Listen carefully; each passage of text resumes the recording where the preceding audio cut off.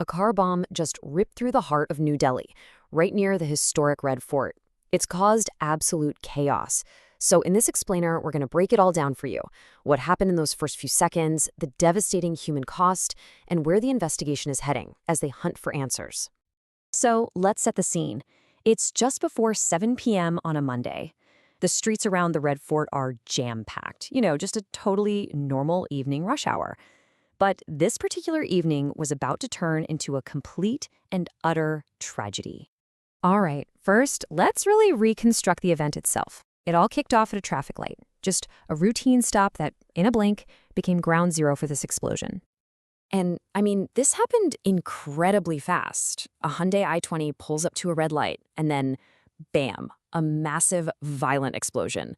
The force was just immense. It immediately lit up nearby cars and auto rickshaws, turning this busy intersection into a disaster zone in, less than a minute. The location here is just brutal. This wasn't some quiet side street. This was Gate 1 of the Red Fort metro station, one of the busiest spots in the entire city. An explosion in a place that crowded, it just triggered instant, widespread panic. Debris everywhere, people just scrambling to get away.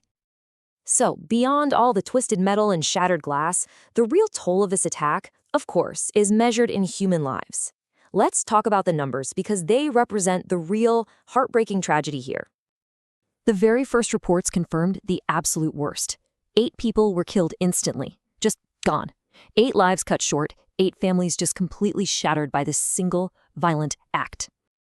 And on top of those who lost their lives, so many more were injured. Early reports are putting that number somewhere between 19 and 24 people. And while those figures are still being confirmed, it paints a really grim picture of just how wide the impact of this blast really was. But numbers like that can't really capture the sheer terror of that moment. A witness who was right there on the scene said, "I heard a loud explosion. I came out of the car and started running along with others on the road."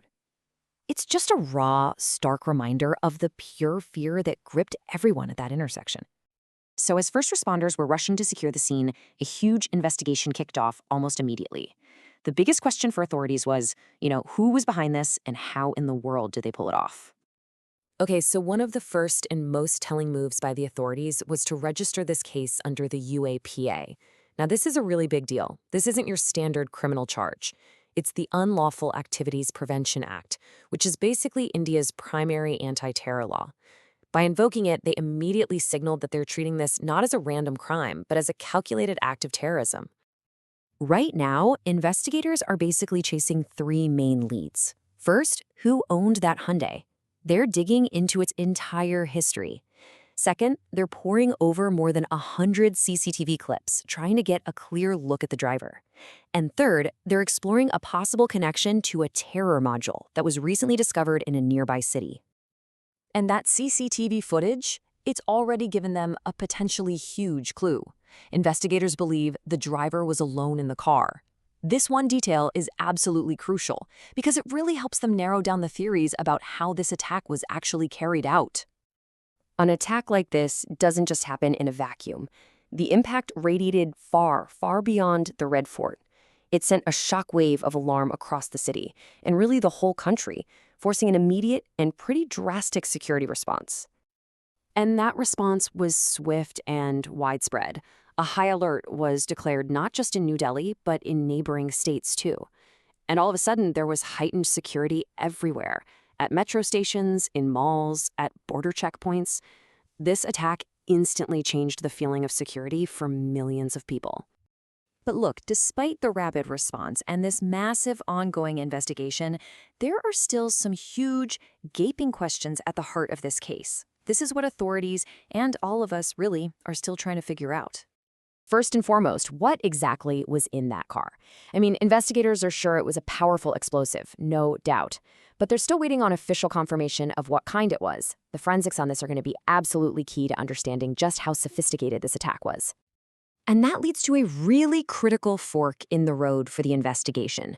Was this a suicide attack, what's often called a Fidiane attack, where the driver fully intended to die? Or was it a vehicle-borne IED that could have been detonated remotely, or maybe with a timer, which would have allowed the driver to get away? The answer to that really hinges on what happened to that lone person they saw in the CCTV footage. And of course, that leads us to the biggest question of all, the one that matters most. Who did this and why? I mean, until we have those answers, this sense of unease is just going to hang over the city. The Home Minister has promised a thorough investigation and he's promised transparency. But as investigators race against the clock to find the people responsible, the whole city is just holding its breath. The answers they find won't just be about getting justice for the victims, they'll be crucial in trying to prevent the next attack.